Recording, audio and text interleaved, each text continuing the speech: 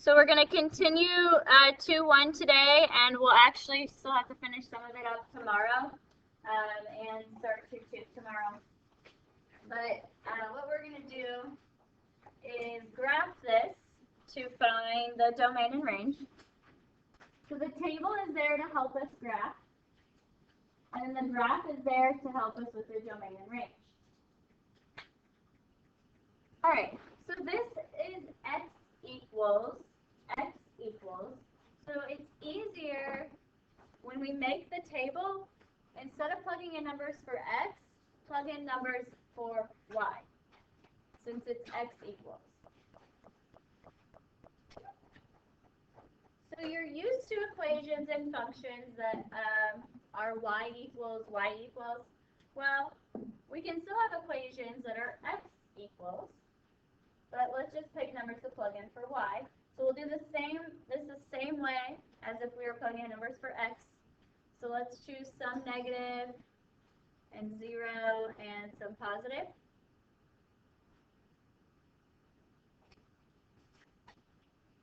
So plug those in for y.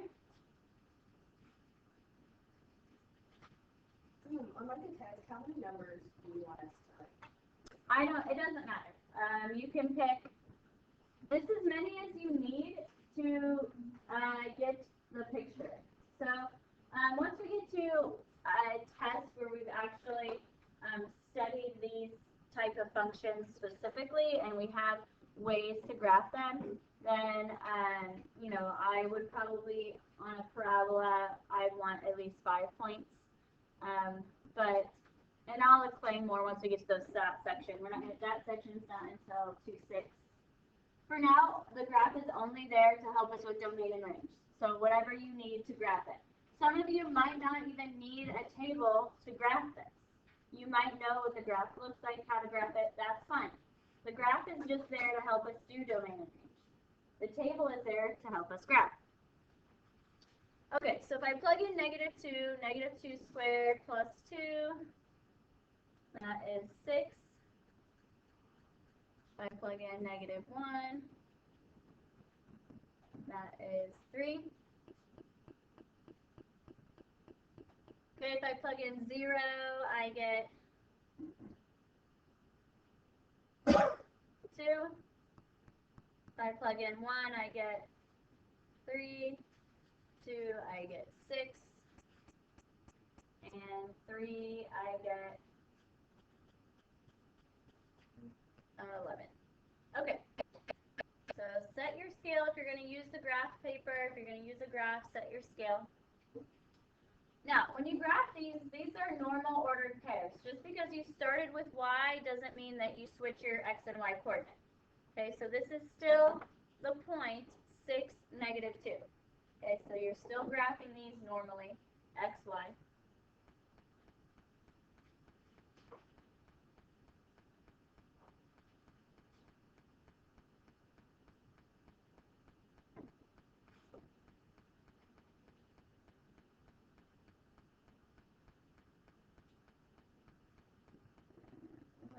Would be about right here. 3. Okay, so do you think you can see what's going on? Do you think you have an idea of what the graph is doing? If not, feel free to plug in more points.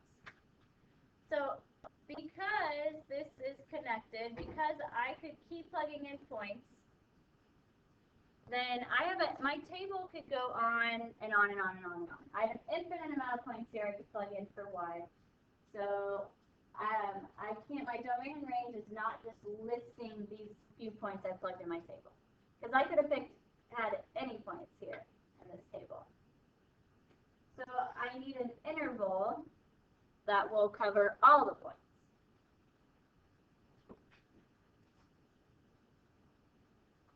So interval will be x is an element, y is an element. So for my domain, I'm looking at the x. So I'm looking left and right. So on my x, do I have a minimum x value? Right here, that's 2. Do I have a maximum x value? No, so I put infinity. I have a minimum y value? No, so negative infinity. Maximum y value? Okay, positive infinity. Good.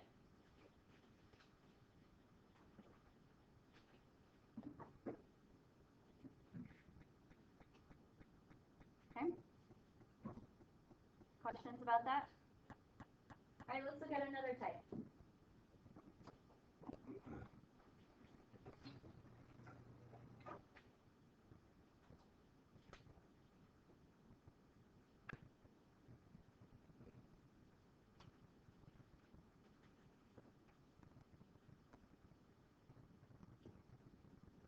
Is this one x equals or y equals? X. So because it's x equals, let's start by plugging in numbers for y.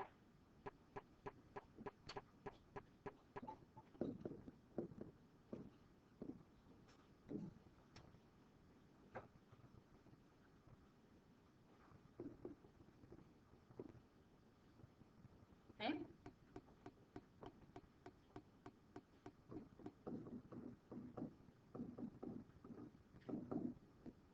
So on your graphing calculator, on the graphing calculators, if you go to math over to number, there's absolute value. But if you're just using a scientific calculator, then you have to, do a little bit of work here without the calculator. So you can add here, we get -1, and then what's the absolute value of -1? 1.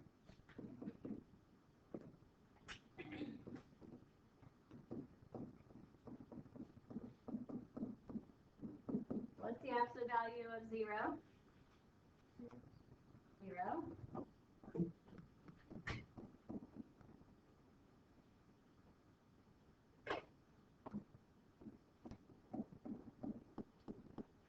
What's the absolute value of +1? 1. Okay, and so on. So plug in 1, 2, 3.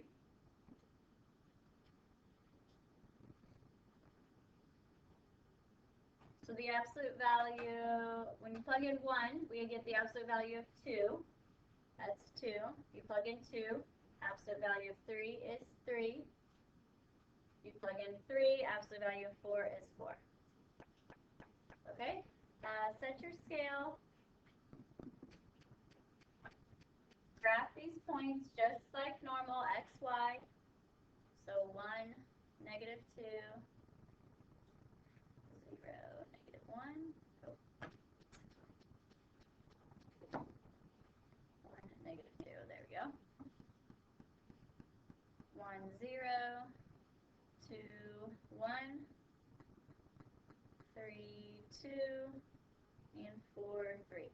So I think I have an idea of what's going on, but maybe I want to check one more point. Maybe I just need to make sure.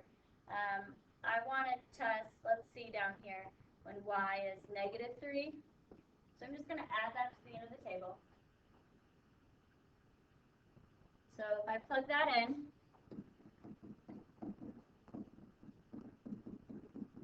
I get absolute value of -2, which is +2. So 2, -3. Okay, so then I can see a little bit more. So absolute value gives you a V shape. Typically, you're used to seeing it vertical, where it opens up or down. But because it's x equals and not y equals, it opens left and right. It's horizontal.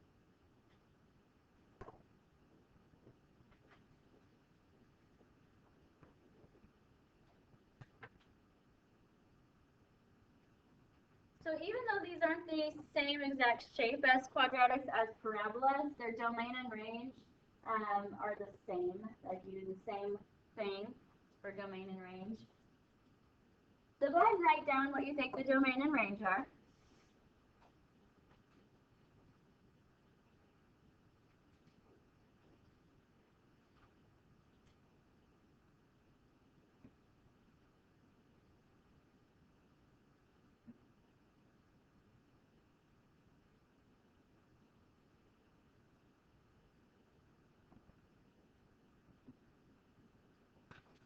Okay, Carly M. What do you think domain is?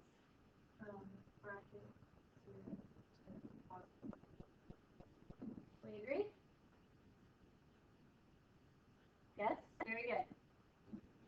Brian, what do you think the range is? Negative infinity to positive infinity. Okay. We agree? Yes. Good.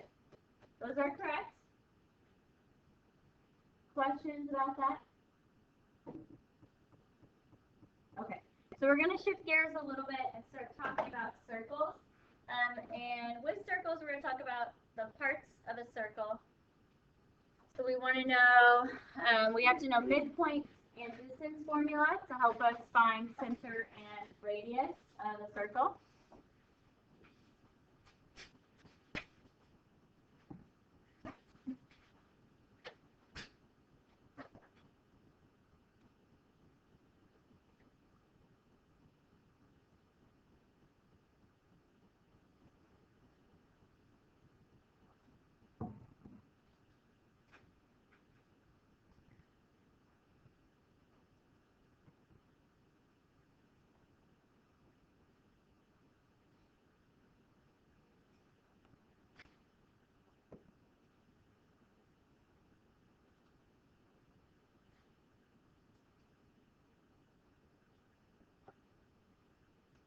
Okay, midpoint. So midpoint is a point. So you should find an ordered pair when you find the midpoint. And midpoint is the middle. So it's just the average of your x's. So you add the two x's, divide by 2, and the average of the y's. So add the two y's, divide by 2. And then it's going to be number, comma, number because it's an ordered pair.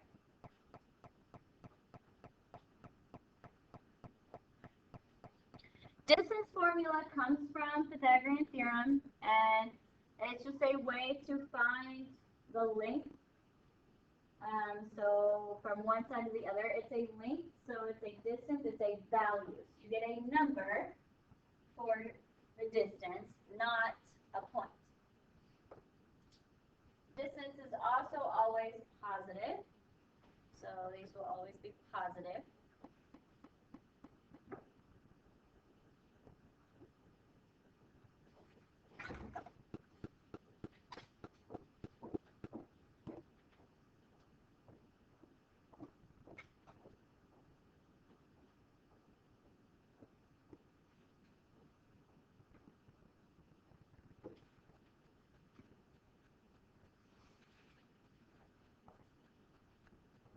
Okay.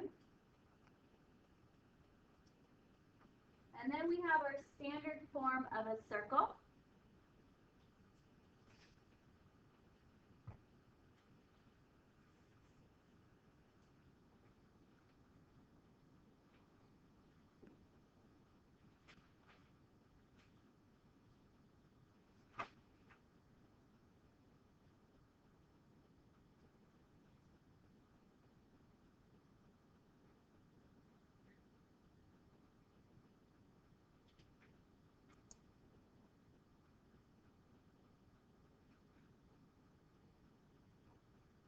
Our center is HK.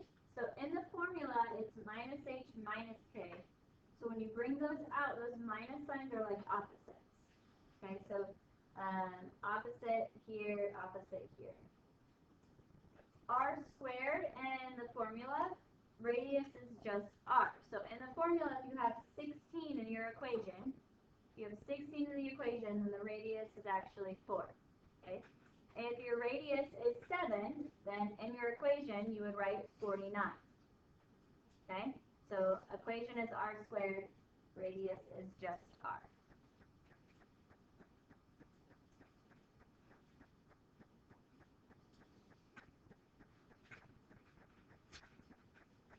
Okay. So I want to find the center of this circle with the diameter shown. So it does look like you could just eyeball it, but that's not what we're doing. We're proving algebraically where that center would be. You know, use that to help you. So if you calculated it and you somehow got it over here, obviously that's not the center of the circle. Okay? Alright, so I have the diameter, and the endpoints of the diameter are 1, -1, and -5, 3. So how do I find the center? What should I use?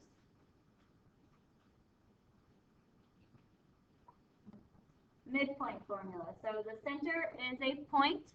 I should find the midpoint of the diameter to give me my center.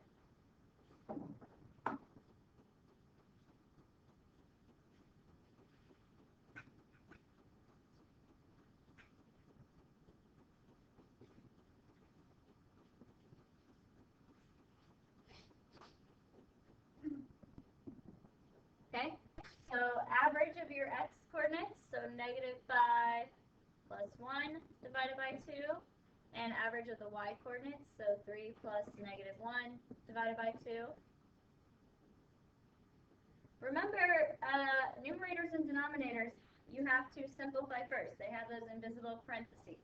So I have to do -5 plus 1 first before I divide, and -3 plus 1 before I divide.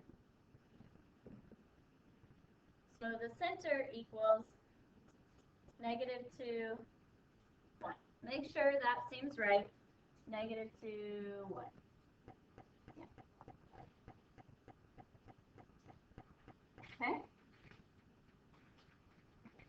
Alright, I want to use the distance formula to find the length of the diameter. So now I want to know, what is this length?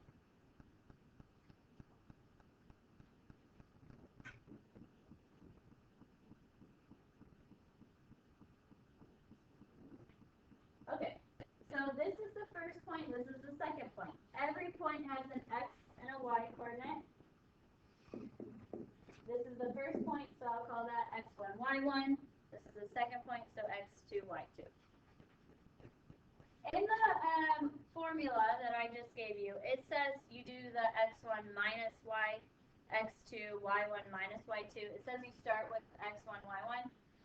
That's fine. You don't have to. You could start with the second one, but just be careful. Make sure if you start with x2, then you have to start with y2. Okay, so I'm going to start with x1. So -5 minus 1 squared. And then that means I have to start with y1 here.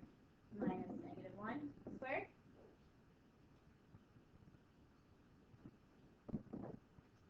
Okay, so I want to go ahead and calculate that.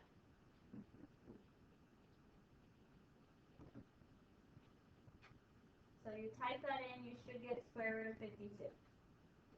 Right now I'm not graphing, so I want this in exact form. I can simplify 52 because 4 goes into it. 4 times 13.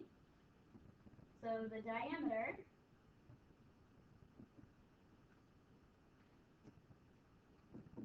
is, the length is 2 square root of 13.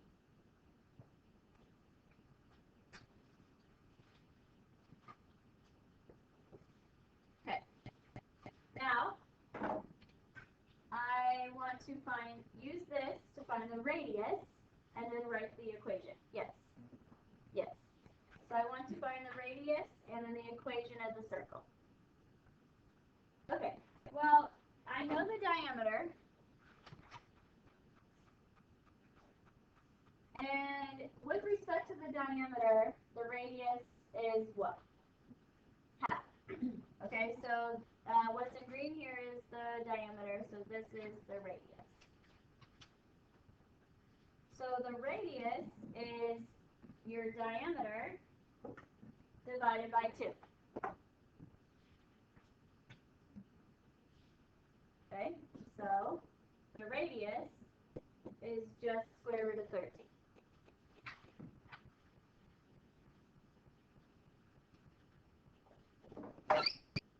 Okay, so for my equation of the circle, so let me write that formula.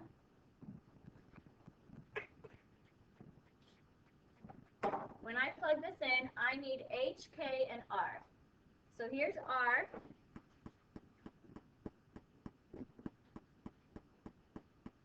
here is h and k. So to write the equation of a circle, you need the center and the radius. All right? So plug in. So x minus negative 2 squared, y minus 1 squared equals square root of 13 squared. Minus negative 2 is positive, so this is what I mean that it's the opposite. So because h was negative 2 in my formula, it's x plus 2. And then because k was positive 1 in my formula, it's y minus 1. And then what is square root of 13 squared? 13. Okay. So this is something you'll have to be able to do on your quiz. You're given endpoints of a diameter, and then you use midpoint distance to find your center and radius, and then plug it back into the equation.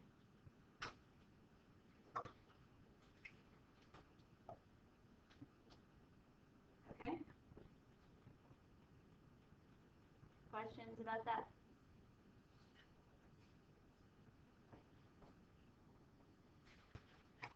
All right. Sometimes we're given the equation of a circle in expanded form, and I want to put it in standard form. So I want it to look like this. Because if I know the center and the radius, I can graph it. So I want to put it in standard form so I can graph it. So to get it to look like this, I have to complete the square. And I have to complete the square on x and y. So I have both of those binomial squares.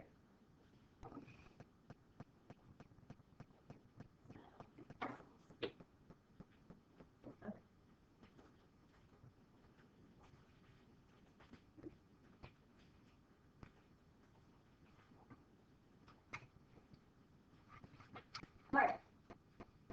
So first things first, just like whenever we complete the square with any equation, let's move our constant. So go ahead and add 6 to both sides and just be done with that part.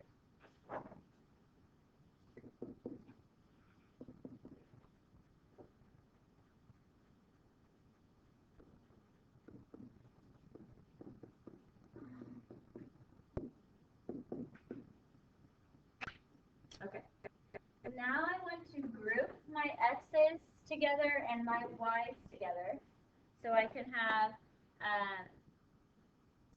my perfect square trinomial with x and my perfect square trinomial with y. So I'm going to write x squared plus 6x, and then I need a blank there to complete the square there.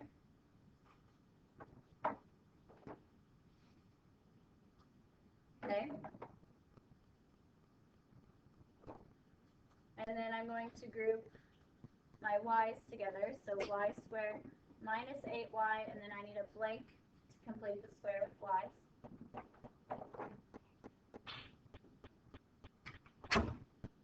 Okay, so I added 2 things to the left side of the equal sign, so I have to add 2 things to the right side of the equal sign. Okay. Alright, so let's complete the square with x. So I'm going to do all of that in red. So I need b over 2 squared. B with x is 6. 6 divided by 2 is 3. And 3 squared is 9. So I have to put 9 here. And then 9 over here.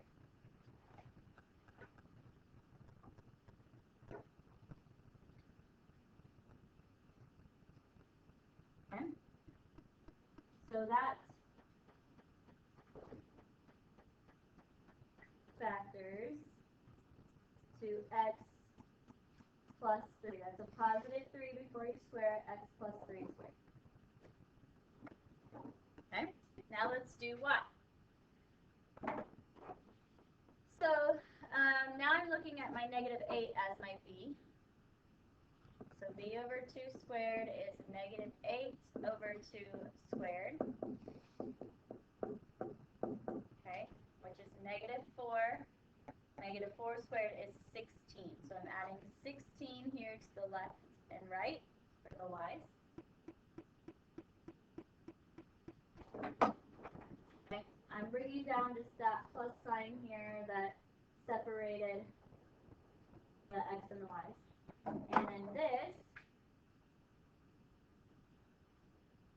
factors to x minus 4 squared.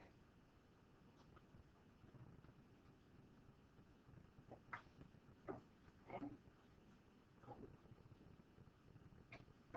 All right, equals, I have to do 6 plus 9 plus 16,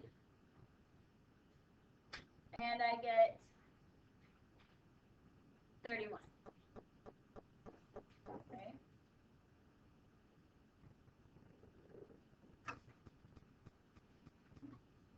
Now I have the circle in standard form. So, yes, this should be y. Thank you.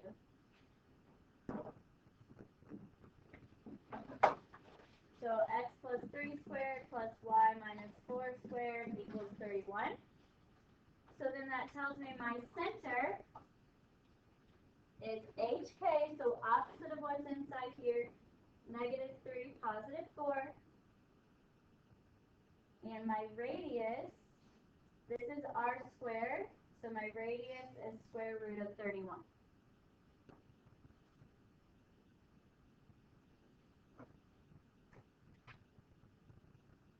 Once you have your center and radius, you can graph the circle.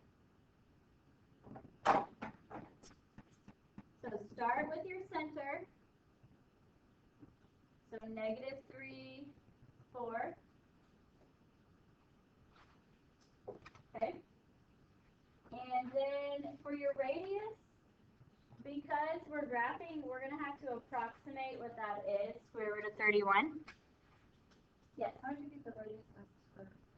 Because standard form is r squared. So whatever this number is, that's the square of the radius. So inside the equation it's squared, outside it's square rooted. So this is approximately what? 5.6. Okay.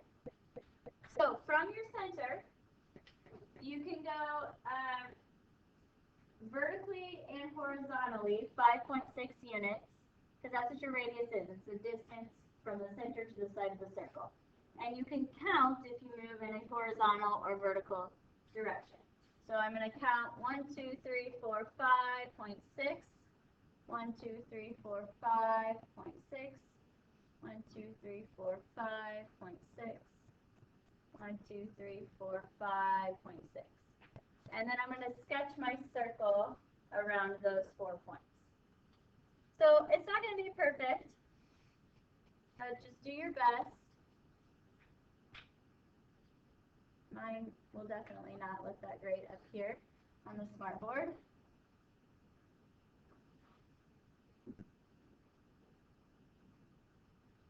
Okay.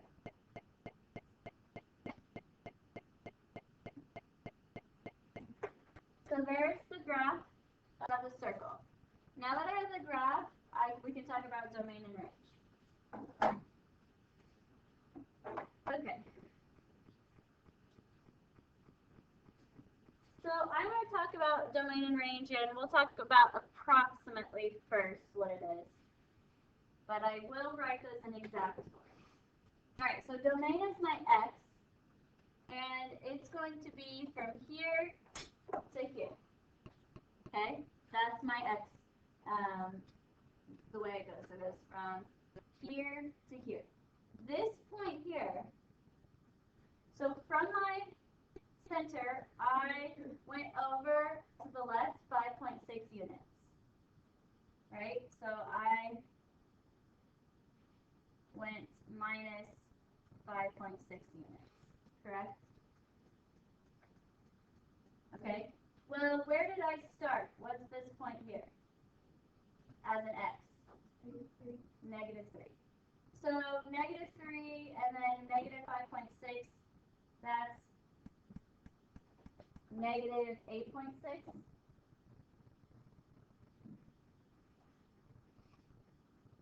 Okay, then this way I went positive 5.6. So negative 3 plus 5.6 is positive 2.6. Okay? Let's write those as exact answers. So this is where it just looks a little weird. It seems a little bit tricky, but stay with me. So negative 5.6 as an exact number is square root of 31.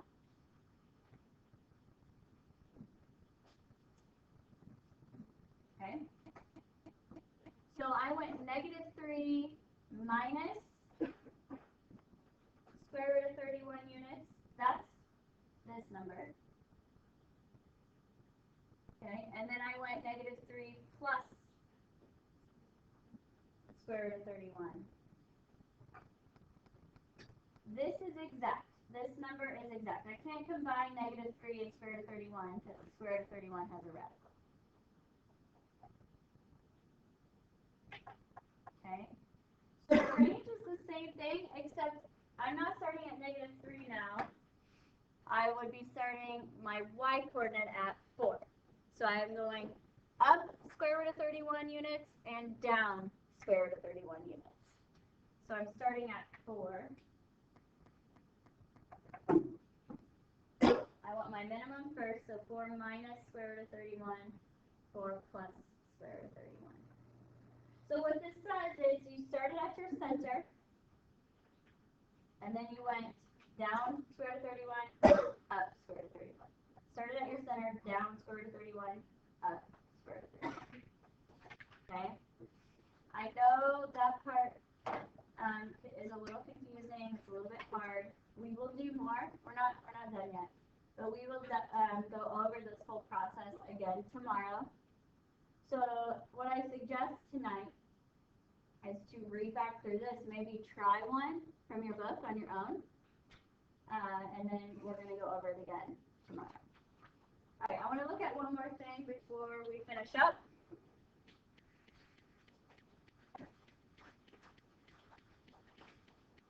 I'm given 3 points. They form a triangle. So I want to use the distance formula to determine if it's a right triangle. So what formula do I use with right triangles? Yeah, Pythagorean Theorem. So eventually, I'm going to use Pythagorean Theorem, and if the Pythagorean Theorem is true, then it's a right triangle. So first of all, I need to find the lengths of all 3 sides. So then I can use Pythagorean Theorem. Just to help us, I'm going to label these vertices. So I know that I got to find the length of AB, the length of AC, and the length of BC. So distance, and I'm going to use a subscript there, AB, just to call that that's a distance, and I'm going to do distance BC, and find the distance of AC, so that gives me all 3 sides. Okay, so we're using distance formula here to find the length. So negative 3 minus 2 squared plus 7 minus 2 squared. That gives me square root of 50, I think. Okay. Don't worry about simplifying now. It's not asking you to give the length. We're using that to then use Pythagorean Theorem. Okay, let's do BC.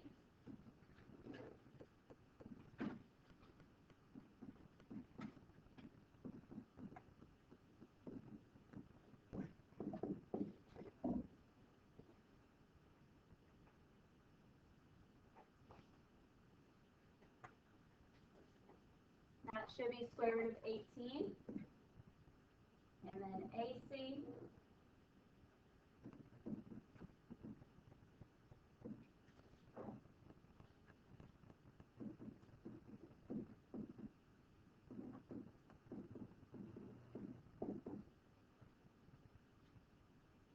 That is the square root of 68. Okay? All right, so when I plug in Pythagorean theorem, a squared plus b squared equals c squared. If it's true, then it's a right triangle. What is my hypotenuse? What number am I going to plug in for c? Why do I know it's this one? It's the biggest. You have to plug in the biggest for c.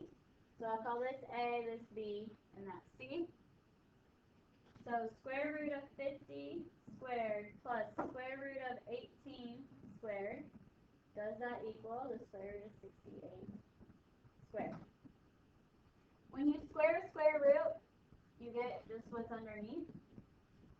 So I'm testing this, so I put a question mark. Does that equal 68? Yes, so it is a right triangle.